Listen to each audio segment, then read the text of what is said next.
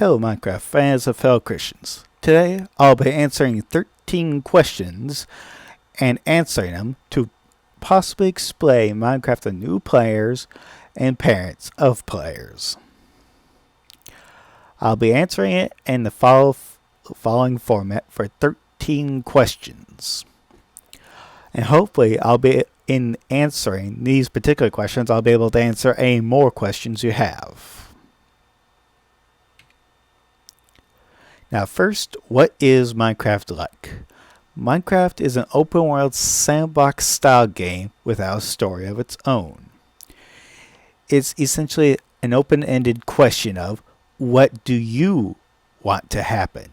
Not just simply, oh, we're off fighting so-and-so. It's what do you want to happen? Minecraft is typically called vanilla Minecraft because of mods, which will be later introduced in one of these following slides. Now, here you can gather resources, tame animals, trade with creatures in the game and players, any other players that happen to be there, build, and optionally fight monsters. You can change the difficulty as you so choose. And you can do all these in either servers or single-player worlds. There are Minecraft servers such as the homeschooler server Scrafty. And Scrafty is a very Christian Christian server. And they have a word filter and all. They try and make it as Christian as possible. And very good rules, if I might add. But anyway. Now, a single-player world is typically by yourself. However, that can change. You see this open LAN on the center of the screen? Well, essentially, if you were to click that, this screen would pop up, and this would essentially allow you the main way of letting other players happen to be around onto your world. They have to know your IP address, though, which will be posted in the lower left here, like so. But they have to know the whole IP address of your computer or device, which can be sort of a sticky wicket if you don't really know the person all that well. So please try to only give it to a family member or something like that. I typically open my LAN world only to my brother. He's the only one in the family that plays Minecraft with me, but anyway. On the building note, actually, you can see one of my builds behind me. I renovated an ugly dungeon to look something like this. You can see my blue and white banner all over. I tried making a cross in Minecraft, but anyway, these builds were both ugly dungeons before I decided to renovate them. These houses were actually mostly my idea, but they were somewhat influenced by a friend's idea of style. And that is just a small archery range and a raceway if I had vehicle mods or something else. Oh, sorry, I'll be getting the mods later. But anyway. Now I'll continue on. Minecraft, since you're pretty much left on your own, you'll be forced to solve problems, such as how to build your own buildings, which, as you can probably guess from me, the best way is to learn from other people. And you can also try and experiment on your own and see how that goes. Next question. How do you start off in Minecraft? Well, you have to punch a tree to collect wood. You're not given any tools to start off with, so you have to make your own. Well, I'm sorry, unless you turn on the bonus chests as when you're starting to create the world. But anyway, in any case, you have to use whatever wood you have to make a crafting table. To do that, you gotta turn whatever logs you have into planks, and then use 4 of those planks for a crafting table. You have a 2x2 crafting slot in your inventory, and you can turn those 4 planks into a crafting table by using it. And then using the crafting table, you have a 3x3 crafting grid to make tools. You can use sticks and wooden planks to start off with to make wooden tools. And one of the most important things you'll need to start off with is building a shelter. You can always build better later. And another important thing you can do as you're building the shelter is making stone tools. You gotta collect cobblestone in order to do that. And another key thing, you'll need torches to light up the area and stop monsters from appearing. No darkness, no monsters, essentially. And building up a wall or fence will help ensure that they don't find you easily. However, if you light up enough area, they won't see you or notice you. However, zombies have a pretty long detection range. But anyway, continuing on. Number 3, how you learn about Minecraft.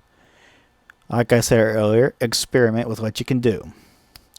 Redstone machines are something that's rather key to the game. When you start mining at a low enough level in the stone, you can actually find this red substance that can carry a signal sort of like a wire from levers, buttons, pressure plates, etc. You'll be seeing me use a rather simplistic one later. But anyway, there are Minecraft mods that can also help you, such as Just Enough Items, or GEI. And Just Enough Items can show you how to craft your first tools, and then it'll also show you how to actually use other materials to craft other things, like say how to use wooden planks to craft a crafting table if you don't know. If you're playing with friends, your friends can help teach you, and you teach your friends too. I've met with many pros, and some of them, I really don't know how they do some of the things they do. But anyway, another thing, watch videos on YouTube or elsewhere. Many folks like myself have made walkthroughs for vanilla Minecraft and or Minecraft mods. Now, what are mods and what can they do? They're modifications to Minecraft, and they can do anything a programmer can tell it to do. And mods can be created by anyone, since Minecraft is an open source game. Now, what does that mean? That means the code can be accessed by anyone. Hackers, programmers, etc. And which sort of proves it problematic for server managers, but anyway. You can find mods on CurseForge. They're published freely. Well, okay, sorry. Most of them are published freely. Some are so good that folks ask a price for them. But anyway, the one problem is that CurseForge.com is a mixed bag. Sort of like I said, any programmer can publish a mod, and it's not viruses I'm worried about, it's an evil mod, essentially. On my channel, you'll see some of my videos are about these particular mods, and they're great mods all.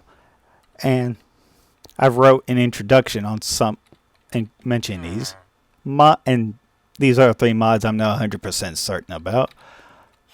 And then these are the definite no, don't bother try, don't even look at them kind of mods. However, if you've already got friends and family that already know Minecraft well enough and know mods, they can actually show you some good mods like I've already done just now.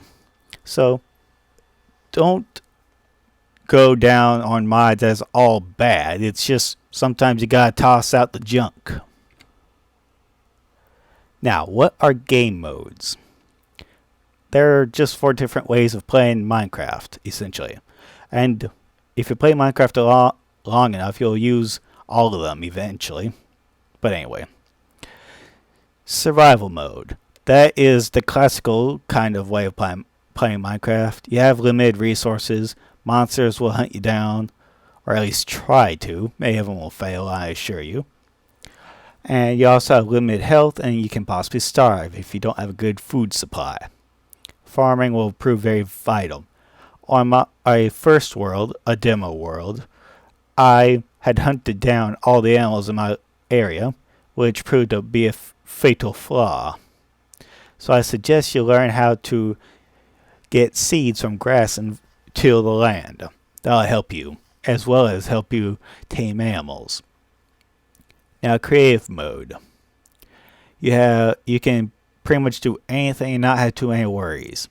The only problem is if you dig below the indestructible bedrock level. Well, I say indestructible, but it's only indestructible if you're in survival mode or adventure mode.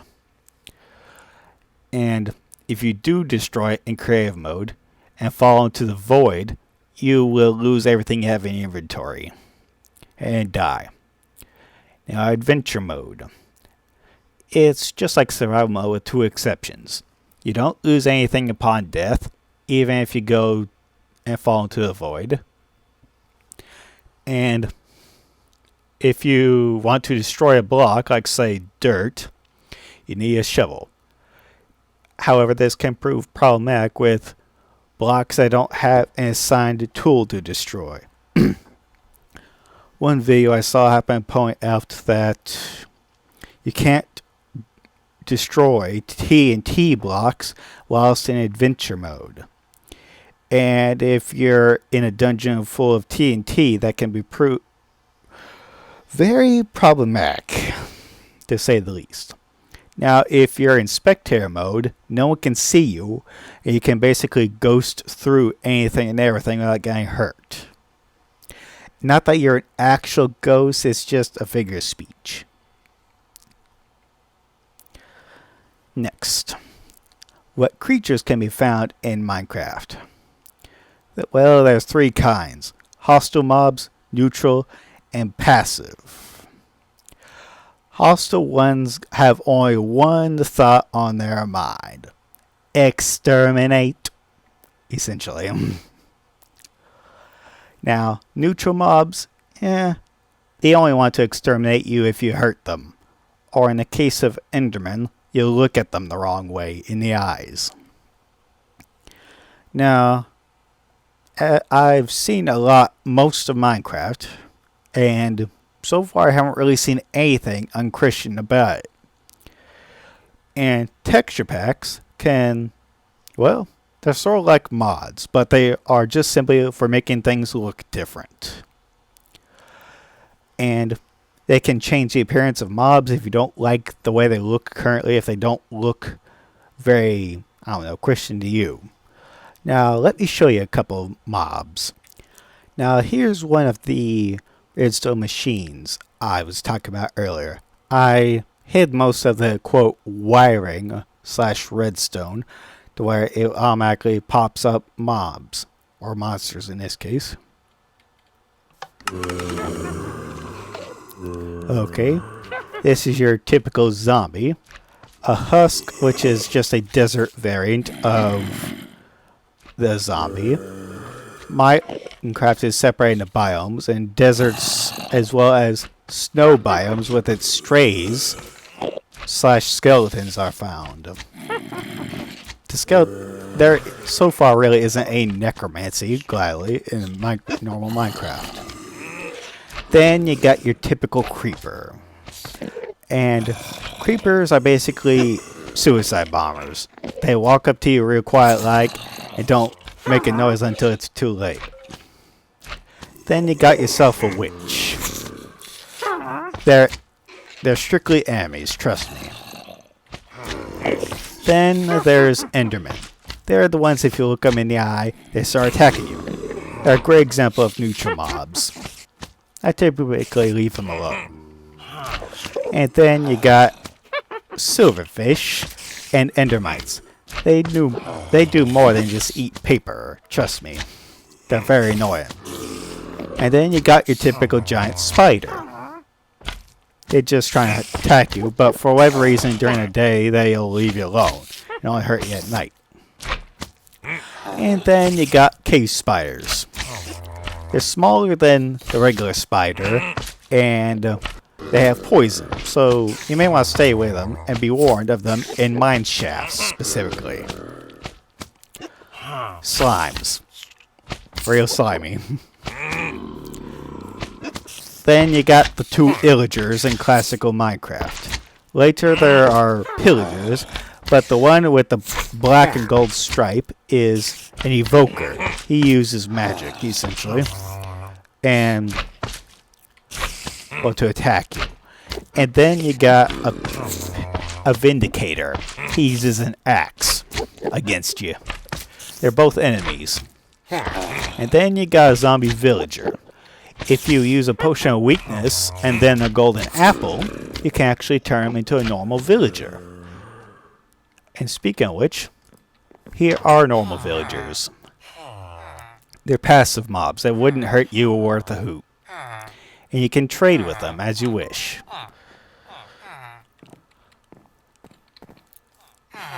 However, iron golems are technically passive mobs, but they're only passive towards you, technically. If they came into contact with one of those mobs, they would do their dead level best to kill them, essentially. They're the defenders of villagers. Villagers by themselves cannot defend themselves, sadly. Now, let's continue back on to the next question. Is there a way to play Minecraft without monsters? Yes, but you still sort of need them.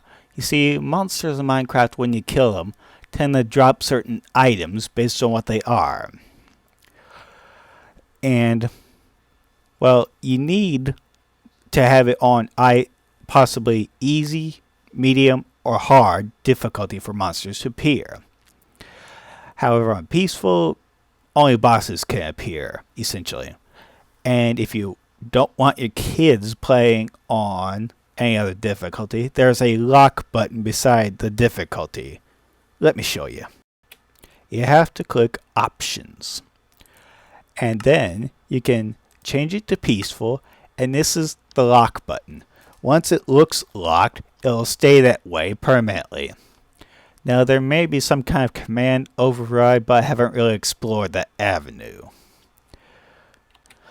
Now, there are some mods, such as the killer table, which can provide the items from monsters without you having to kill them.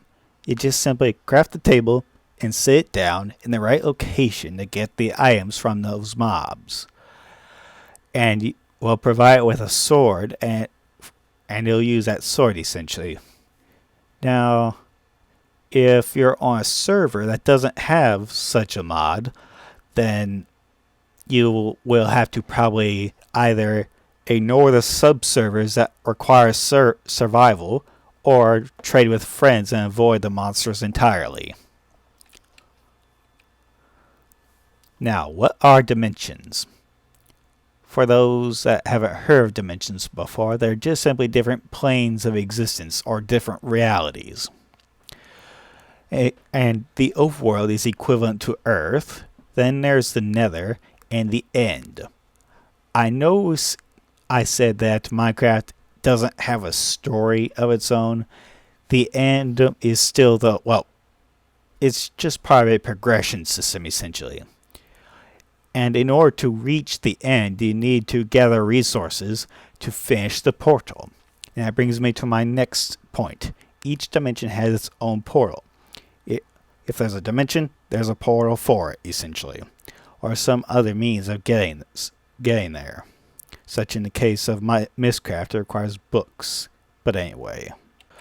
This is the Nether portal. It requires 14 obsidian and a flint and steel.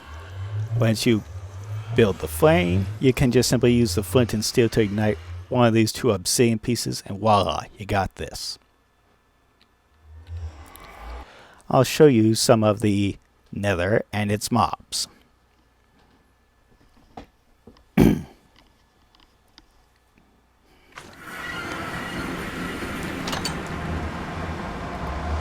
Now As you can see, I built a small fortification just so I wouldn't be attacked as soon as I get out.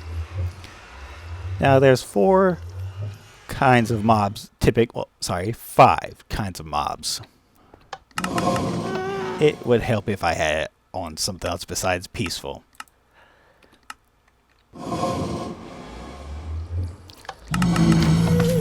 Zombie pigman, blaze, wither skeleton, and magma block. Oh, and ghast. Not to be confused with ghost. Now, this dimension as well as the end have their own respective bosses.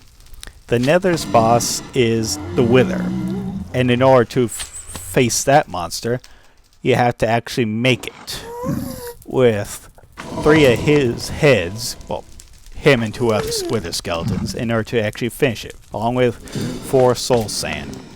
I don't know why it's called soul sand, but anyway.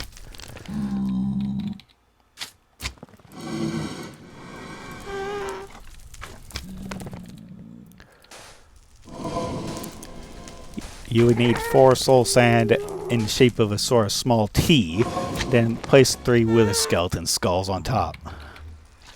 I know it sounds a wee bit morbid, but anyway.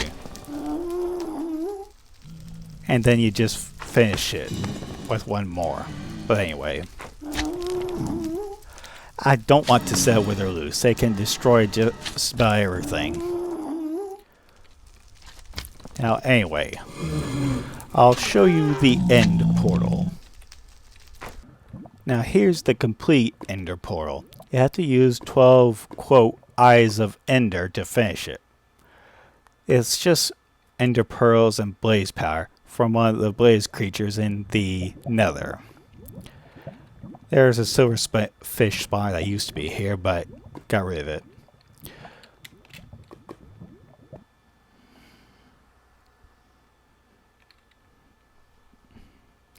Now, the end is rather, well, void. If I were to fall straight down there, I would die almost no matter what. Save stopping my fall by flying. Now, the end is pretty much populated by just these Endermen and a dragon, which I already happened to, well, kill already. Even if it was on peaceful, the Ender Dragon would still exist. Now if I wanted to respawn the Ender Dragon, that would be 4 Ender Crystals on each of these sides here. Not the corners, the sides with 3 bedrock. And this is that indestructible material that I mentioned earlier. Or next to indestructible, I should say, but anyway. Now to continue. How is the Nether like hell? I've gone to Nether, and when I was surprised to see the biome was, quote, hell, I was a little surprised. But so far, I haven't really seen anything indicative of it being really hellish, other than just simply having lots of fire and lava. I already showed you the classical mobs of Minecraft, and none of them are demon or demon-like. And I think it's safe to say that angels wouldn't look like them either. And demons were once angels, and hence, since angels don't look like them, neither do demons technically. But anyway, I don't think demons are in red with a pitchfork and tail or anything so either. But anyway, there are several reasons why you need to go to Nether. Nether Wart is one example. You need potions, such as fire resistance, and potions of weakness to save those poor zombie villagers. And another thing, in later versions, piglins were introduced in the 1.16 version, I believe, and the Nether update. And you can trade with these piglin creatures. They provide some rather nifty resources too. And if you're playing vanilla Minecraft, you will need lots of lava sometimes in order to finish building something. And lava is also a great fuel source for furnaces. And without a mod to provide something else better, well, the Nether is the best source for lava. And also, as previously mentioned, the Wither boss requires two things from the Nether in order to build and, well, create him. And there are some rather great rewards for defeating the Wither. Is there a way to play without going into the Nether? Well, that's a little tricky. A player, as mentioned, needs blaze power to finish the end portal. And blaze power comes from only pretty much those Nether creatures, the blazes. However, if you have access to mods, the chickens mod and bacteria mod can provide substitutes for going to Nether after you already went there to get the necessary resources, essentially. Unless you want to cheat and use cave mode to do that. Now, many servers, such as Scrafty, don't have mods on it. And in a survival server, you can't use creative mode to get Nether resources.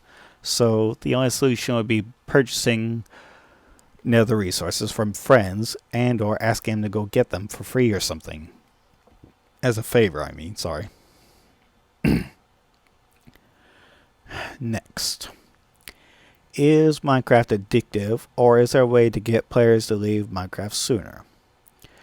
This is probably the question of parents that want their kids to leave the game sooner when they're called for supper and so forth, and to do jobs. I have to admit that I've been a little addicted to Minecraft because it's a great game, and typically though, I don't have that much trouble leaving single player Minecraft. However, if I'm playing with other people on a server or an open LAN world, that can be a little tricky. One way to tell the truth of if a kid is playing with other people is this open LAN button. If it looks something like this, it'll be configured differently from different versions of Minecraft.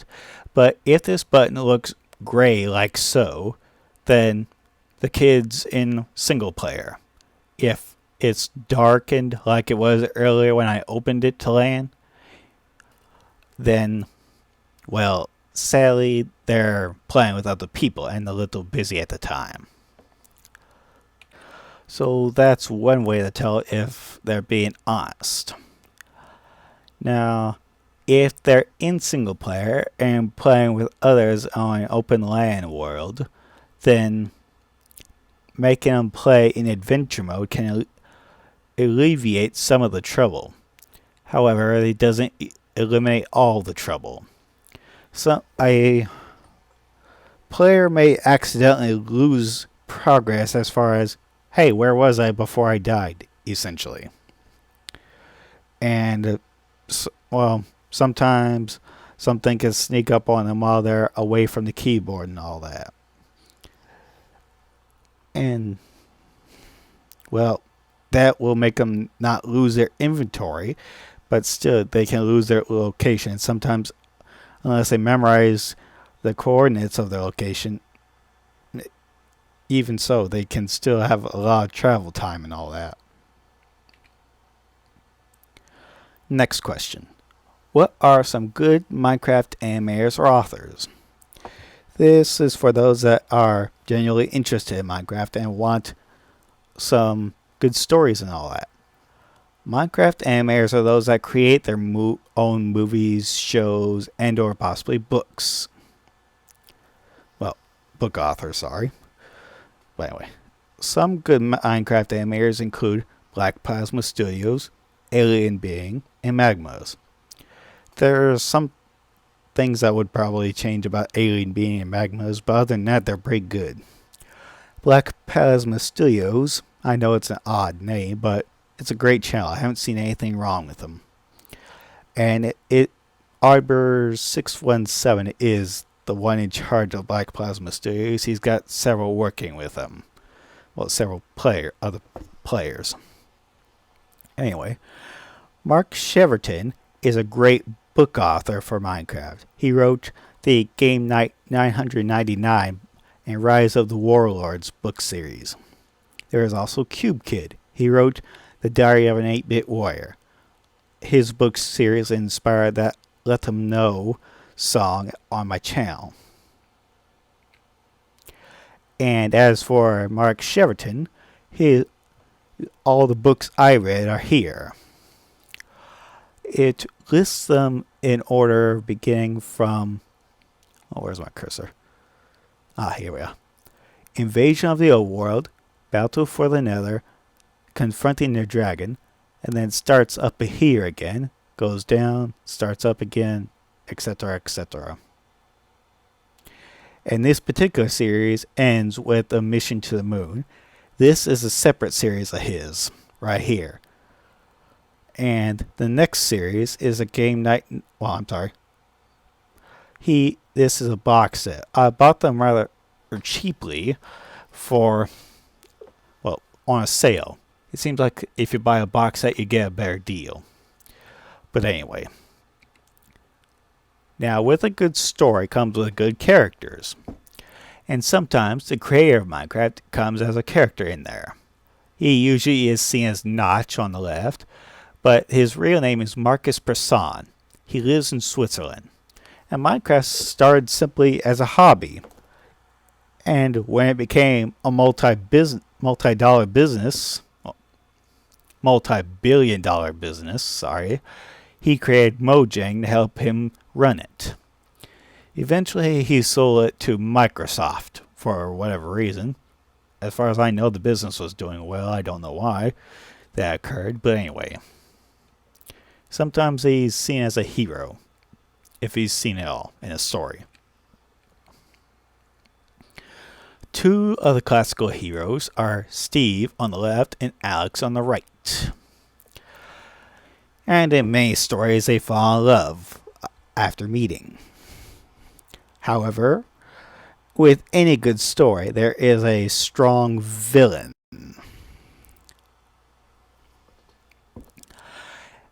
And Steve has some double trouble.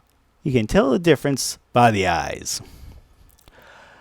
And Herobrine is typically seen as a sort of strong villain that is always one step ahead of you. Someone that just simply won't let you go. And he is considered a phantom virus that haunts Minecraft. He became a legend some time ago. Originally, Steve and Alex were skins, and somehow he became included as an infamous villain. Just someone that was always seen out of the corner of your eye. There are Herobrine sightings, but they're more like UFO sightings, something that can't be absolutely verified. And many times he's seen on a server where someone could be stealing from you and so forth, and the real thief is just saying, oh, I saw Herobrine do it, or something like that.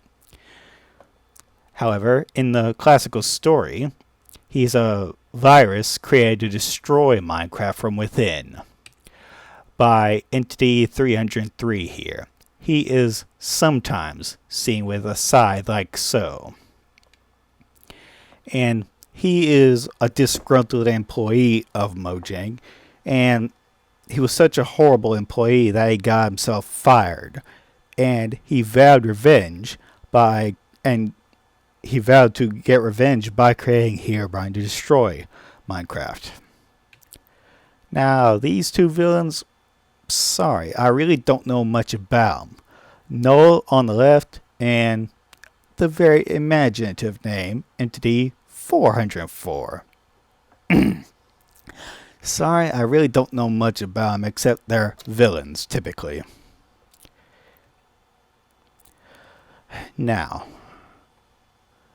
this is a question from probably those that saw my Twilight Forest walkthrough series. What inspired story time in your Twilight Forest walkthroughs? The silly songs from Larry were one of the many things I saw on VeggieTales that just stay with me to this day. And I just thought would just simply use the lore from the Twilight Forest to actually read and create something rather fantastical. Sadly, though, with the end of the Twilight Forest is the end of the Forgotten Explorers series of books. I was thinking maybe trying to continue story time and create more Forgotten Explorer books based on what lore I know. The pros in Minecraft probably noticed a transfer from the first video with some of the gray text in the Twilight Forest series to all black text. After that, I was practicing to fabricate books just like the Forgotten Explorers books.